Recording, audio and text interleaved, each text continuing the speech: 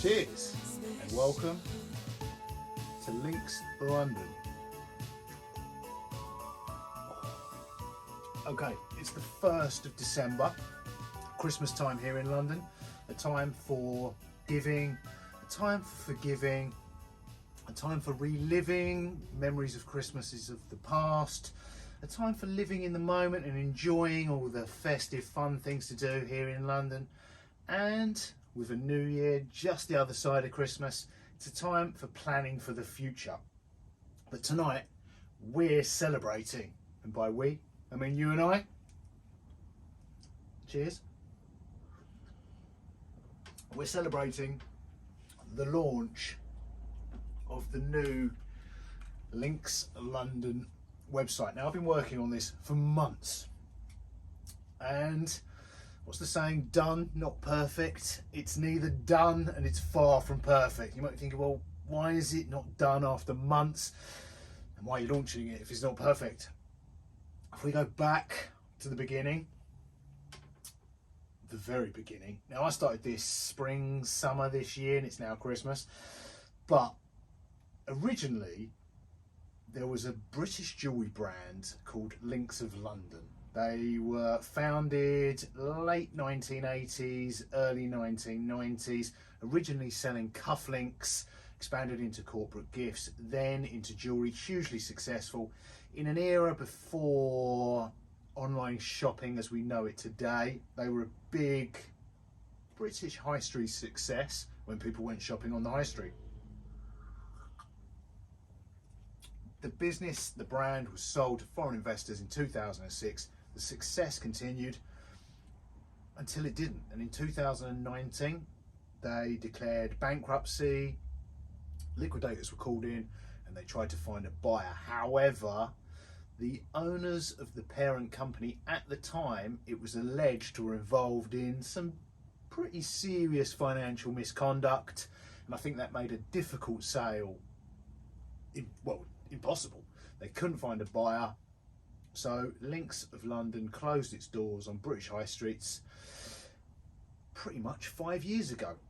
Christmas 2019 was their last Christmas, and they haven't been seen since. Now, I've got some of their pieces, the original Links of London pieces, and they're surprisingly well made. I mean, they made some cool stuff. They were most renowned, I suppose, for this, which is the Sweetie charm bracelet, and they had an endless array of charms to go on these. I've got a few here, hearts and initials and a strawberry there, but they also made some cool stuff like these champagne flutes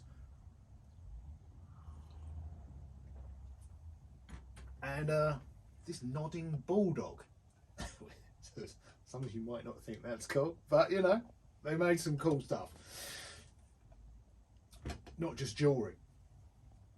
Now, a lot of it, yeah, surprisingly good quality, a lot of it. So I thought it'd be cool to get some of the original pieces, which are now would be considered vintage and retro, repair, restore and resell them on our website, Links London. But then, and that idea is a pretty simple, straightforward idea, but then, and we could do that, I've got a section on this website called The Vault.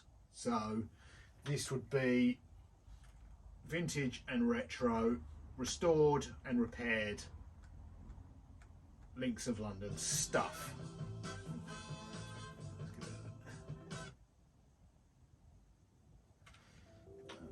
Stop the soundtrack. So yeah, so that was a simple idea. But then I was thinking, which is usually dangerous, a lot of these charms. Now, I've worked in the jewellery trade for a long time, and jewellery, unlike other gifts, often takes on a huge amount of symbolic and sentimental value to its owners above and beyond its intrinsic value, and it can often get to the point where it's talismanic. And a good example of that is something I've made all of my career, is wedding bands. Now, when my lady customers come to me planning their big day, they often have a long list of things to do. They need a dress, they need bridesmaids, the bridesmaids need dresses, shoes, they then need a venue, the venues will have a menu, They need cars and flowers and the honeymoon, even the stationery for the invites, and yeah, hen do's, stag do's, seating plans. And somewhere on this list, beneath all that, comes wedding rings. They're often nearer the bottom of this list than the top. However, after the big day, the ceremony, the celebrations are over, they get the photos back, fabulous photos, fond memories. But the next day, the next week, months, years, for the rest of their married lives, they're wearing these rings every day, and they take on a huge amount of sentimental value, and they become symbolic of not just the day and everything involved, but the relationship post, prior, and ongoing. And yet those rings take on a huge sentimental value and become talismanic. And I think there'll be a lot of the charms out there that may have been what would have been possibly in the early 2000s, young girls, young women, which are now big girls and slightly older women. But a lot of these, they possibly would have gone on shopping trips with grandmothers, godmothers, aunties, sisters, friends, bought charms which at the time might have been for fashion's sake, but subsequently were taken on an increasing amount of sentimental value, may have even become somewhat talismanic, like wedding bands. And they'll be in a drawer somewhere on a sweetie bracelet, or on a broken sweetie bracelet, a tarnished, gathering dust, and not worn. So I thought it'd be cool if we could, in some way, although we'd primarily be repairing and restoring original charms, is also connect with some of their original owners in a way where I could make, being jewelers, we could make a much simpler single link, sweetie link necklace or bracelet, and these could be these original charms. If one of the original Links of London customers has one of these with significant sentimental value, we can also supply cleaning cloths and polishes and cleaning products for consumer use, and they can clean and polish their valuable charms and then add them to a necklace and wear a single charm as a pendant rather than a whole collection or something like this. We can also remake these. But anyway, in doing that, repairing and restoring original products is one thing. Making new products under our own brand, Links London, we needed to jump over some legal hurdles and through some legal hoops in terms of intellectual property and trademarks, and that took government involved. We had to contact the government's intellectual property office and patents office, who in turn had to attempt to contact what remains of Links of London. And yeah, I don't want to spoil future videos because we've filmed and documented this whole process for the last few months, so you'll see the whole journey and the outcome. And we actually even looked at getting the original domain name. That's another story. So we needed the website sorted out. We need domain names. We looked at the original domain. We looked at some of the original infrastructure of Links of London itself and intellectual property. So that was time consuming. It's taken months, and we're, again, don't want to spoil future videos, but we now have a clear idea of what we can do and what we're going to be doing, because the trademarks, the intellectual property, we had to overcome some legal issues with that, and that could have been okayed, it could have been denied, or it could have been agreed but with conditions. It could have just been delayed. But anyway, we're at a point now where we can go ahead with what we're going to go ahead with. So, but I've got months of footage. The website is ready to go, but all that's in here at the moment, stock wise, so the website's done, but because we weren't sure what products we were going to be able to put in there's just not a lot of stock on the shelves. So we've got quite a few pieces, we've got quite a few charms ready to go. When I say quite a few, 50 or 60. I don't actually have 50 or 60 pieces of packaging. So please go and check out the website, but please don't buy anything until the new year. So That's an odd request. What also I thought would be cool, which we're doing, is as we are repairing and restoring original Links of London pieces, we're cataloguing them, which it's actually there isn't that much information left online, believe it or not. So I'm cataloguing the pieces. We've probably got better pictures. Just not because they didn't take a lot of the pieces predate the internet as we know it today, and as detailed as photography can be, even on a phone today. They just didn't have access to what we have access to today. And also AI has been a phenomenal help cataloguing all the pieces. So anyway, I don't want to spoil future videos. It's December now.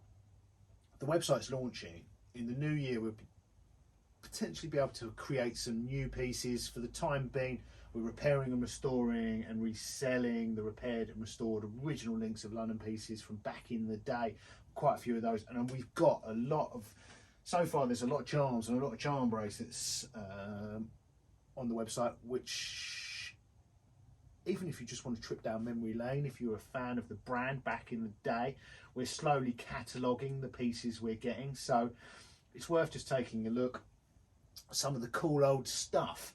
But also we've got some interesting old pieces like these Links of London champagne flutes, which there seems to be quite a number of. I'm guessing they were quite reasonably priced back in the day, because there seems quite a lot of those out there. Interesting knickknacks like a nodding bulldog. I've got some puzzles, watches, which are an interesting thing to repair and restore. And yeah, I'll give you a quick glimpse while I enjoy the rest of this. Give you a quick glimpse at some of the upcoming videos. Keep this one short and sweet, but yeah, I'll be able to follow the journey. The next video will probably be from back in spring, summer. I think we hadn't, it might look like we've got humble beginnings now. We had even less. I had to get the computer, the coffee machine. Still haven't got heating, but yeah, take a look at this little montage. And stay tuned for the rest. Okay guys, it's dark in here for a reason. Check this out. You ready?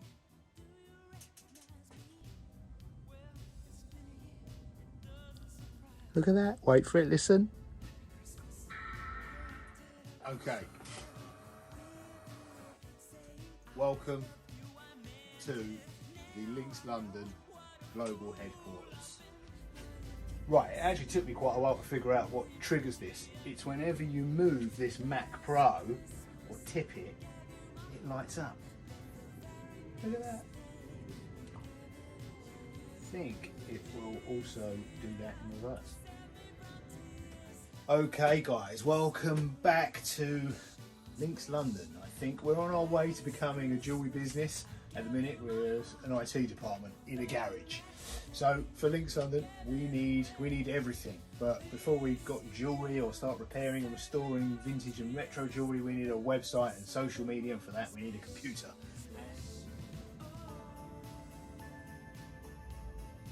How cool is that? Right, turn the lights on and do some work.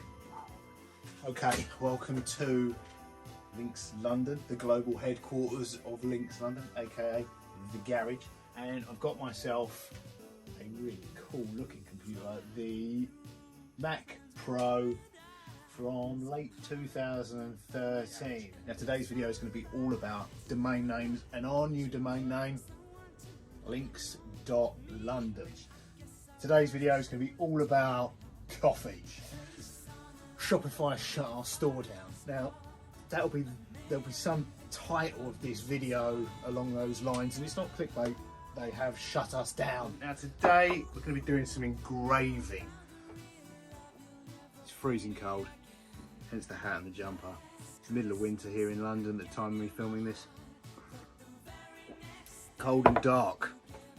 But this evening I thought I'd give you a little update on Links London, and tonight we're talking about charms. Today, hopefully, could be potentially, I'm not sure if it was yesterday or today, but we will find out possibly whether we get the intellectual property, the trademarks for Links London These Links of London vintage or retro Links of London Christmas decorations or baubles are one of the many cool things they made back in the day. Now, it's December right here, right now. However, the next videos that come out will be from months ago. I'll probably be in a t-shirt wearing shorts in here back in the summer when there's very little about jewellery in those videos. It's all about building the website, building the business and building the brand. But eventually the content will catch up with the current day. And from this point on, the content will begin to transition from building the business and the brand into repairing, restoring jewellery and original products, and then creating our own Links of London products. But as it's Christmas, let me charge my glass and be hopefully the first to wish you all a very Merry Christmas and a happy, healthy and prosperous New Year. Hope your favourite film's on the TV. Hope you get plenty to eat and drink. And I hope you get to spend the big day itself with the ones you love. And hopefully next year, if we manage to sell a few things, we can extend the budget next year to maybe some Prosecco instead of this is Nosecco I'm drinking. Couldn't even afford booze. It's alcohol free. And if things go really well, we could even hire a fancy venue and invite some guests. It won't be just you and I. Right, cheers guys. And I'll see you soon.